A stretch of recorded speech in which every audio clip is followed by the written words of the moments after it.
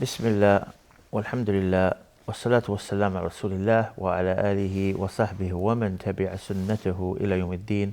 Assalamu alaikum wa rahmatullahi wa barakatuh. Welcome again to another episode of your weekly Islamic chat show, Guest of the Week, coming to you from Sharjah TV. As always, I'm your host, Ismail Bullock. Today we want to talk about something that we all do, which is eating and drinking. Now, someone may say, how are we going to have an episode about eating or drinking? We're going to talk about the etiquettes. As we know, Islam is a way of life. So we have etiquettes and ways to do everything in our life. So just like there is permissible and impermissible things to do or to even eat and drink, there are also ways that we should do things or ways that we shouldn't do things.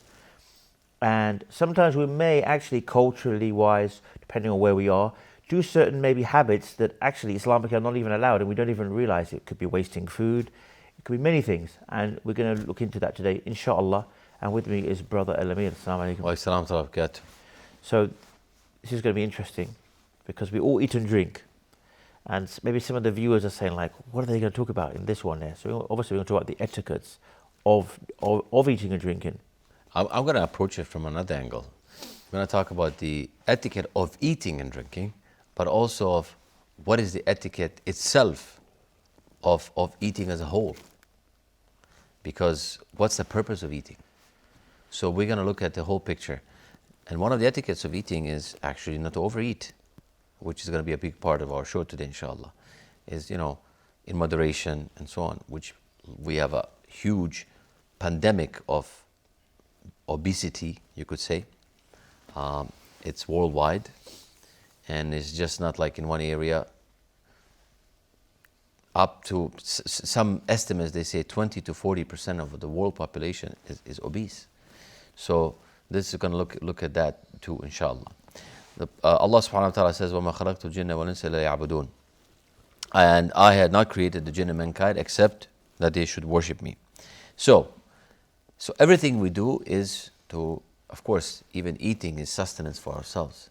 But everything we do is for His sake. So even when we eat, we do it for His sake. So coming back now, what is Islam? What does it mean to be a Muslim? The religion of Islam is actually a holistic way of life. It is not separated into physical, emotional, and spiritual areas. Rather, it teaches us all aspects that combines in one. So everything that we do on our daily basis, it could be constituted as ibadah. So, and everything should involve Islam in it. So when you eat and you do it properly and you do it with the Islamic principles that are in it, it becomes an ibadah, becomes something becomes something good, becomes something that even though you are fulfilling your need of eating, you are actually getting a reward for that as well. Subhanallah. Which religion teaches that? Islam makes it clear that the purpose of life, of course, is to worship Allah. What gives meaning to our existence is understanding that all our actions, no matter how grand or how trivial they are, how small they are, can be easily turned into worship. SubhanAllah. So Islam makes it easy for us to remember these things, give us guidelines. So today, inshallah, we're going to talk about that, food. And food is what? It plays a significant role in our daily lives. We either cook it lots of the day, we think about it, we get hungry, we want to eat breakfast. After breakfast, you have like that period where you're full. Then 1 hour before lunch, I'm hungry again, so on and so forth. While you're fasting, same thing. But subhanAllah, when you're fasting, it's interesting that you don't feel that hunger as much as you feel it when you are waiting for lunch or dinner. Because subhanAllah, you're not training yourself. So we do spend a lot of time not only cooking, making, but also shopping for it. You go to the grocery store, you have a list, and you're like, I want to make this meal. Well, I need to buy this ingredient, buy this. Well, guess what? This has to be fresh, this has to be fresh. Before you know it, you spend half an hour just looking for few ingredients in a store that you make for one meal. Yet, you are going to make many more meals for that week. So it's like a whole endeavor. about food. And of course, you're spending money for it and so on. So, if we do this for His sake, especially if you're feeding your family, then it becomes a part of worship, part of ibadah. The Prophet ﷺ, he issued us with guidelines, recommendations that make eating a rewardable action. So, part of it that comes with food is what? To be clean. So cleanliness is a part of Islam.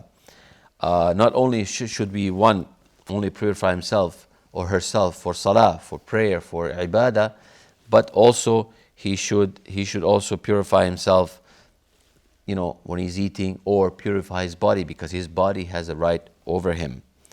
So our bodies are trust from Allah, and we have to take care of it.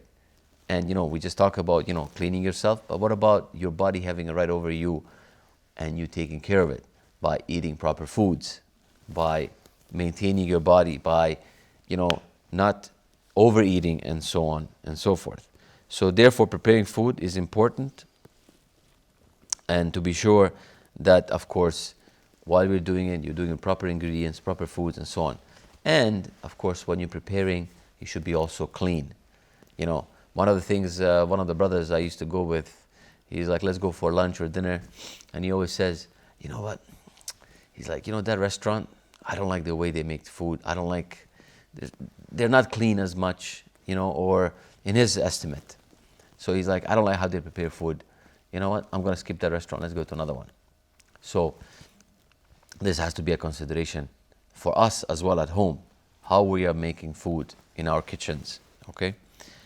So of course, the main thing, either of any of these actions, we have to start with Bismillah, in the name of Allah. You're preparing food, Bismillah. You're eating food, Bismillah. You're cleaning the area, Bismillah. Every action we start with invoking Allah subhanahu wa ta'ala's name. The Prophet ﷺ, he said, when one of you eats, he should mention Allah's name. If he forgets to mention Allah at the beginning, he should say, I begin with the name of Allah in the beginning and the end of it. Bismillahi awwala wa akhirahu. And this is, we used to, as kids, when we learned about this hadith, and there's another narration says that, because if you do not say Bismillah, the shaitan eats with you. Right, there's another narration.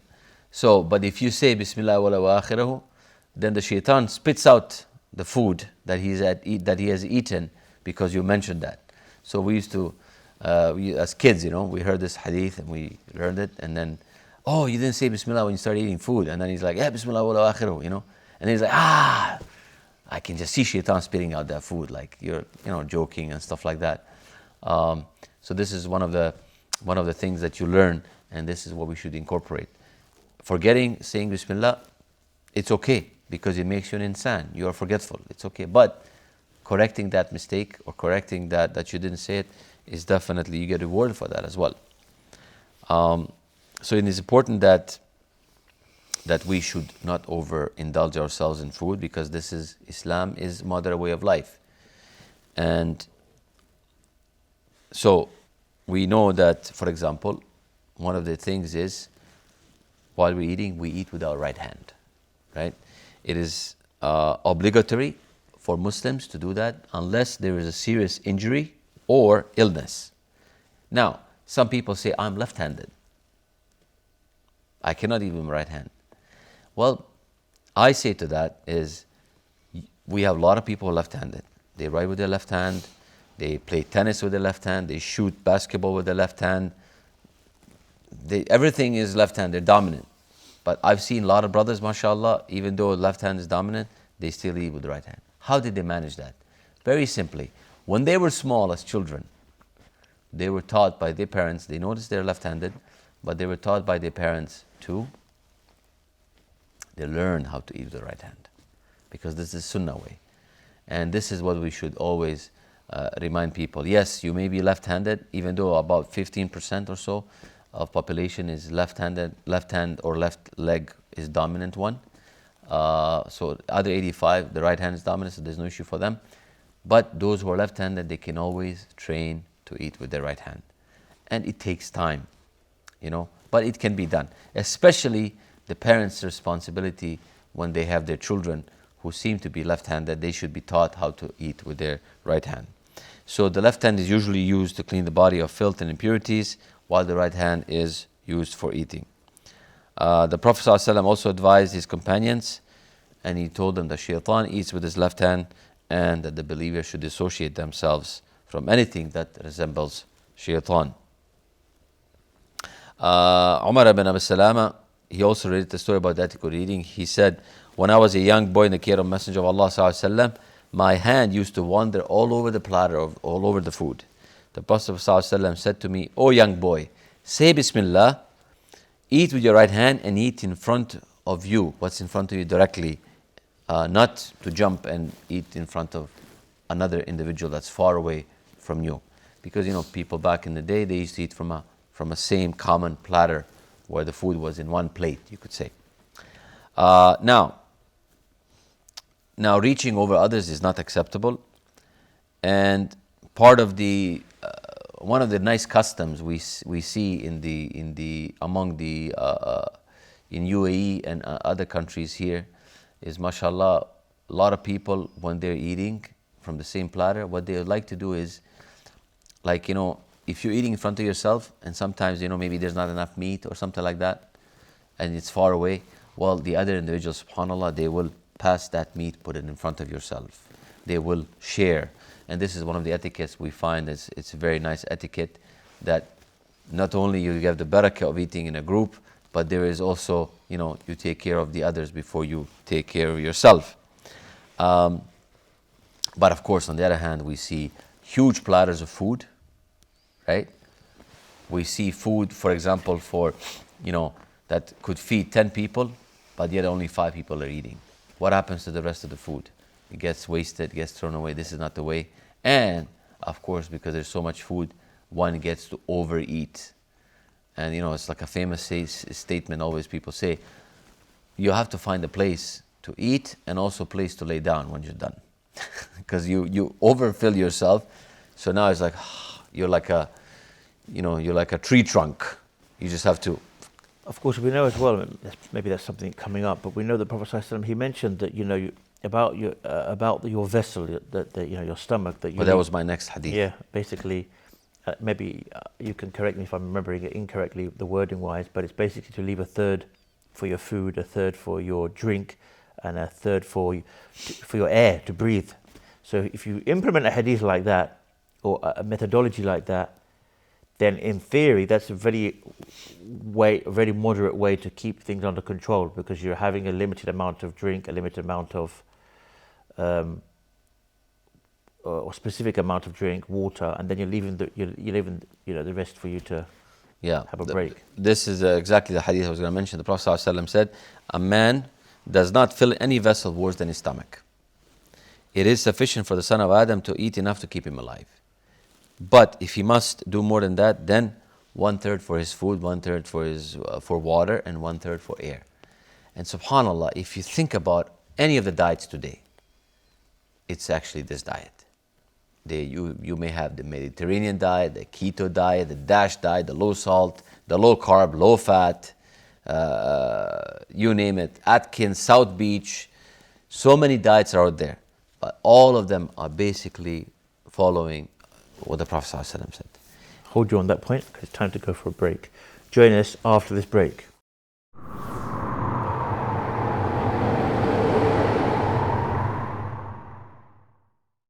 Assalamu alaikum and welcome back. Before the break, obviously, we touched upon the advice of the Prophet ﷺ on how to eat, and we were mentioning all these different diets and stuff, that if we just were to implement that hadith, that would, be sufficient enough in reality. Yes, and if you just listen, it's a generic wording, 1/3, 1/3, 1/3, and it makes so much sense. Now, nowadays, we need to be explained what kind of a food that fills 1/3. So nutrition is important to learn about, to educate oneself about, to eat proper ingredients, not something like we like to call empty calories. Empty calories means they're not nutritious foods, they're calorie-rich foods that even after you eat it, it makes you hungry after some time. And this is one of those junk foods and those things that people tend to eat. And even after they eat so many calories, they get to be hungry again. So that third, it's not a third anymore of the stomach, because you keep trying to fill yourself. Instead of having nutritious foods such as complex carbohydrates or protein and stuff like that in your diet, which makes one feel more full, and will implement this hadith. And of course, one of the major things, like you mentioned, is how do you make sure 1/3 of your stomach is empty? Leave it for air. And we all struggle with this, keeping yourself full. And one of the scientific tidbits for our viewers is that the message from our stomach to our brain only comes after 20 minutes. So, for example, if you eat food, a certain amount of food, and you don't feel full yet because the message has not reached the brain, but you tend to keep eat, and then all of a sudden the message gets to your brain, then you realize, oh my God, I just ate too much. So one has to kind of calculate and know how much he or she can eat, because we don't want to get message to say, now I'm over full. And it's too late now. Now all those calories will have to go somewhere. They're not going to get burned, so they're going to go into, extra weight that one gains. It is from the manners of the Prophet ﷺ to show respect towards guests by offering the choicest food and delivering in timely manner. So this is the way, if you have one piece of meat, for example, in your meal, you offer it to your guest. This is the prophetic example. So the guest what does the guest do? He responds by hastening to taste and praise the food, by praying for it and sending the blessings upon the host. Prophet Muhammad's companion, Anas radiallahu anhu, said that Sa'ad ibn Ubadah once brought some bread and oil to the Prophet ﷺ, who responded by saying, may fasting people break their fast with you, may the righteous eat your food, and may the angels send blessings upon you. This is, Prophet ﷺ was getting food, so he was praising the one who brought the food. Now, while it is important to send blessings upon the host, but it's also we have to thank Allah subhanahu wa ta'ala for providing the food for us. Prophet ﷺ always taught us to be thankful and grateful. So also he advised us, for example, to pick up, dust off, and eat any pieces of food that fall on the floor, to be certain not to miss any of the blessings, or to leave the food for shaitan. Now, major etiquette of eating is try to eat in a group rather than alone. And nowadays with busy lives, we all lead, we all work, you eat food on the go. A lot of times you eat individually, which is, it's part of your life that you're doing, part of your work. But at least we ask people, try to make one meal a day in a group, especially with your family. Yeah. So either you choose when you come home for lunch or dinner, because subhanAllah, there's that barakah, and we always say that major events occur around food. The weddings, the aqiqahs, and whatever event there is, there's always food involved. So even like when hearts get soft is during the food. And even with your family, they're busy, kids are at school, but everybody comes together, you eat and you talk. And this is from the sunnah, by the way. This is one of the etiquettes of eating, is eating and talking. Back home in my family, it was one of the opposite things. And I don't know how we come up with that. Our elders used to tell us, when you're eating, don't talk. Yeah, that's back home we have the same thing. Maybe it's that kind of region is something they've picked up. I thought subhanAllah, because I thought this was from the sunnah, when I was small, that this is from something that, Muslims should do. Yet I found out totally the opposite. It's actually sunnah to talk. It's to make conversation. And you know what, subhanAllah, not only this helps, the relationships happen and work out, but also it actually helps you not to eat too much. People don't realize that. My son just told me, he's like, he was busy talking. He's like, I did not eat much, and I ate enough, but I did not eat that I would have probably eaten if I were not talking. So in a way, and this is how it is, and food brings people together, like we like to say.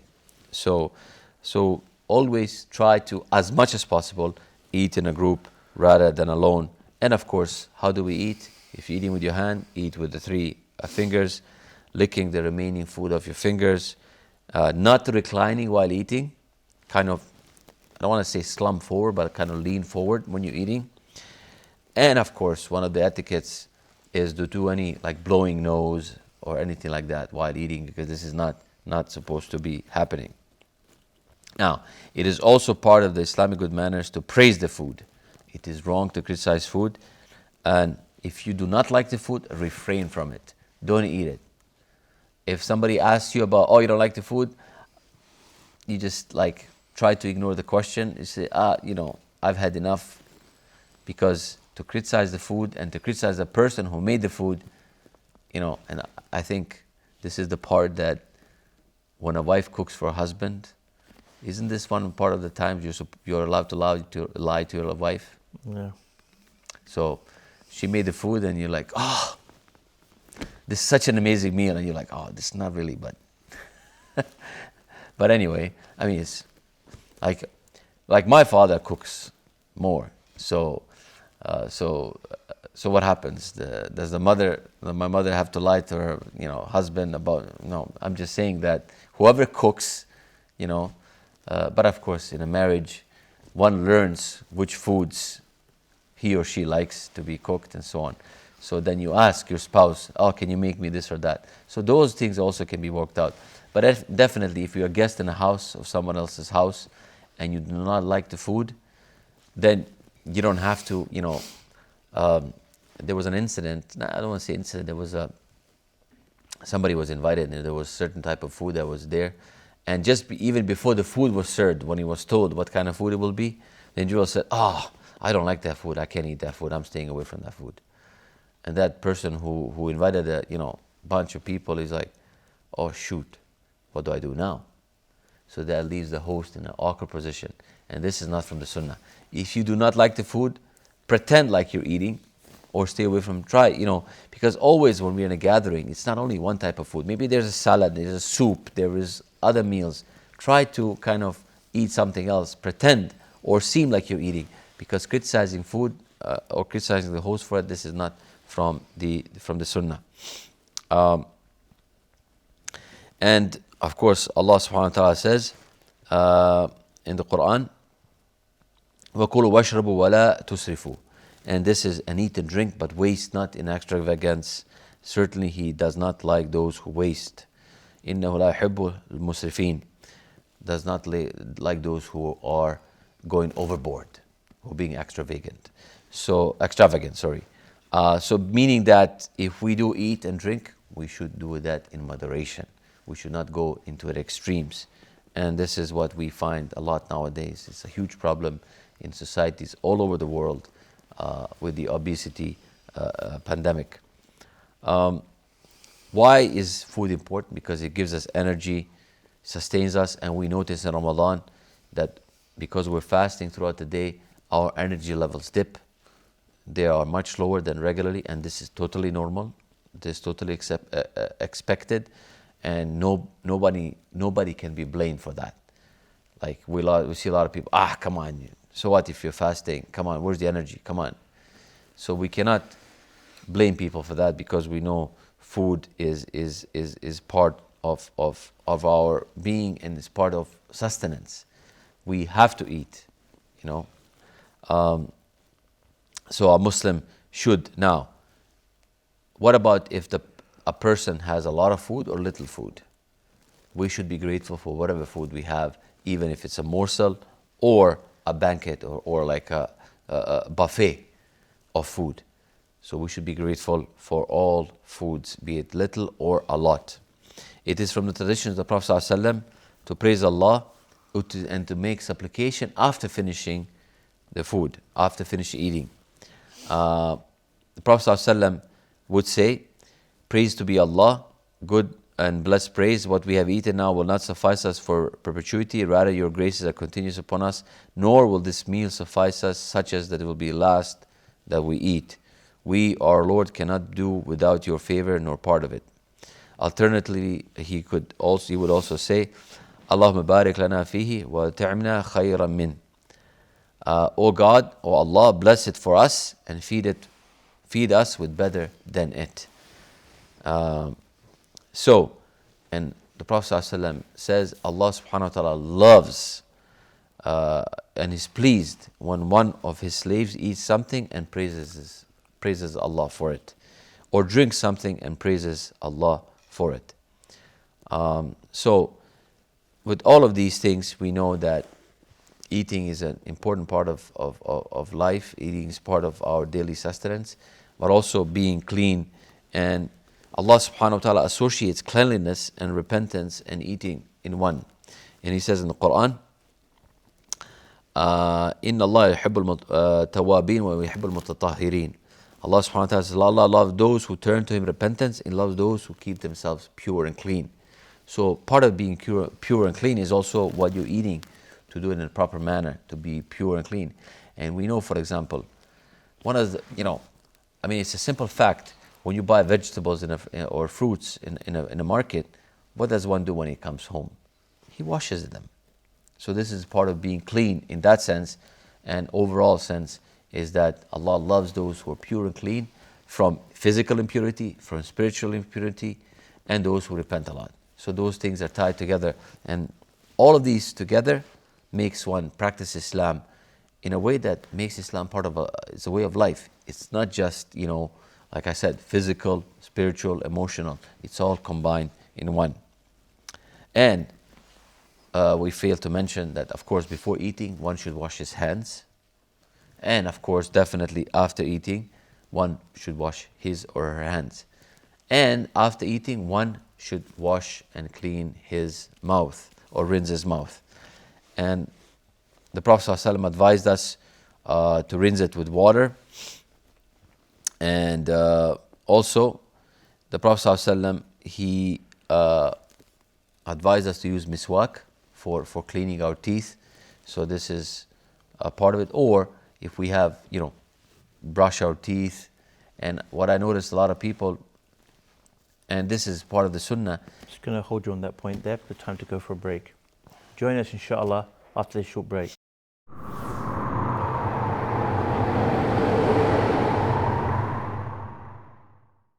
Assalamu alaikum and welcome back.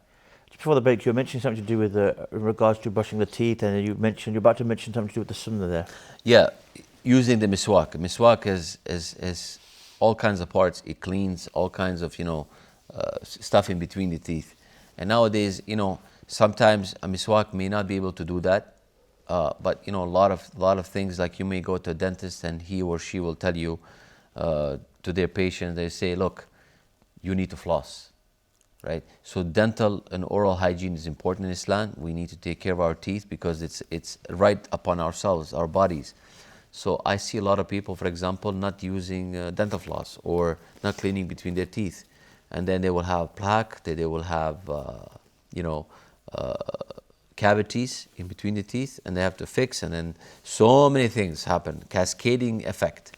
I work in a hospital and I see a lot of people who do not take care of their oral hygiene. They have like a toothache, they ignore it, they're not taking care of the teeth, they get a huge infection. I've seen people almost dying from that. Oh. Like literally. They had to be in ICU, intensive care unit, in a medically induced coma for like a month because the infection went to their jaw, from their jaw went to their neck they went almost to the heart. Because I'm not taking care of their body that Allah subhanahu wa ta'ala has given us in trust.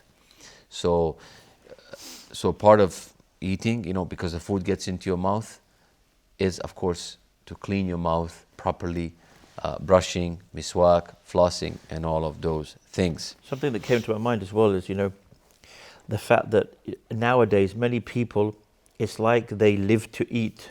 Yes. Whereas we know Islamically, you eat to live. You don't live to eat.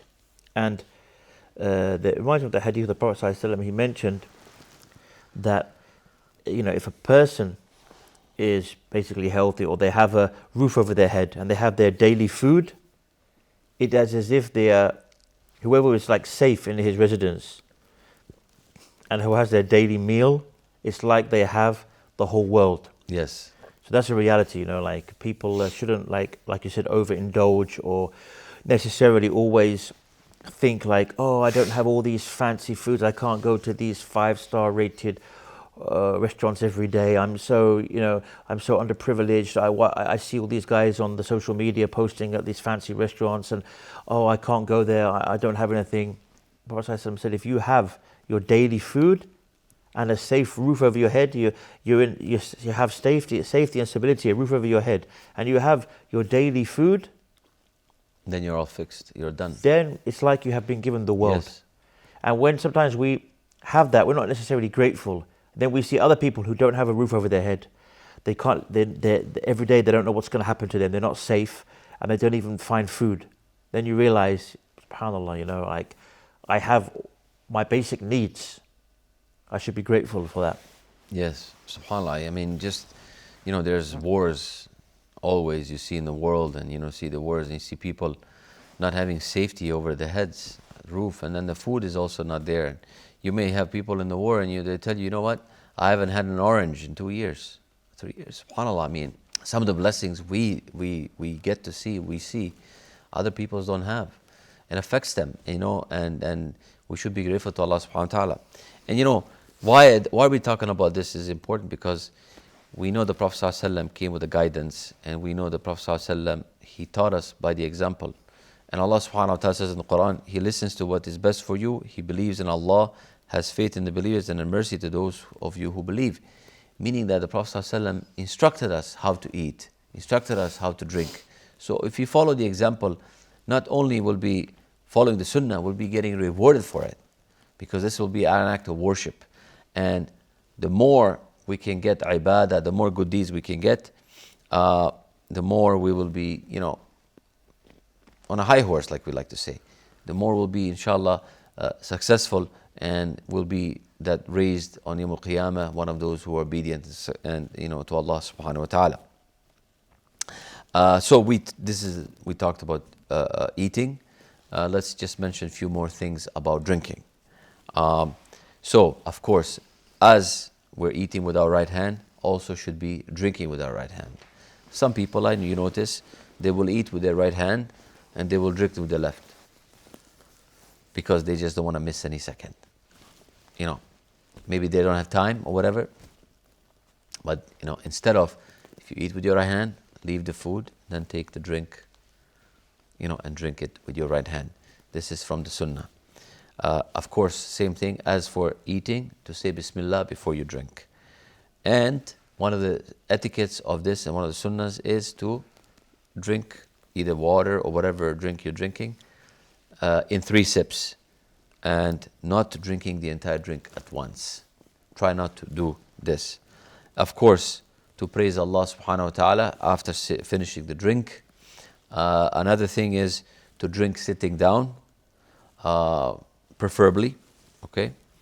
And the person who is giving the drink should offer the drink to others first, not him or herself. Same thing with food. Offer the best food to the individual who is in your presence. But in the drink especially, offer the drink to all, and then you drink last, if you're holding the water in your hand or the drink in your hand. This is from the etiquettes of drinking.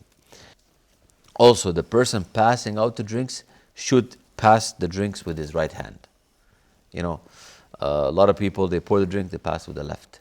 Instead of, even if they're right-handed and they cannot use their left, they pour the drink, they should leave the drink, take the glass with the left hand, put it in the right hand, and give it to the people in the gathering.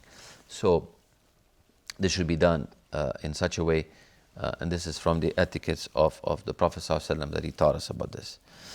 And the individual should not drink from that pitcher, from the jug, but instead pour some of the drink into a dish or a cup and then drink. So this is the proper way. we see some, you've seen it maybe in some videos and stuff like that. People take the whole pitcher and then they pass it around. Now, this in some areas where people are so poor, they don't have cups, plastic cups, or so many. They drink from one jug. This is okay. Well, Allah knows best. But because they don't have any other way. But if you do have other ways, then the sunnah is to pour into a cup or a glass. And of course, one major thing is that people don't pay attention to this. A person should not drink from gold or silver dishes. This is considered something of being into the being extravagant, going to the from the musrifin and showing off and so on. And we see some of the individuals who are well off. One of the major things is to use the gold glass, gold cup. I mean, such individuals, they have gold toilet seats, So this is something that one should abstain from, and this is not from the sunnah of the Prophet ﷺ. So combining these two, eating and drinking, if one does in a proper way, it will be, he or she will be rewarded, and will be actually establish a good relationship between individuals who are participating in dinners or going out for coffee or stuff like that. And this is a nice way. Another thing that nowadays is like a modern thing that we kind of forget, I'd like to mention it, inshallah. Maybe in the time of Prophet ﷺ, this was not there. We see people like a group of friends going out to eat or drink, like going for coffee or whatever. And we notice that, for example, one individual, every time he's absent from paying. So this is not from the etiquette.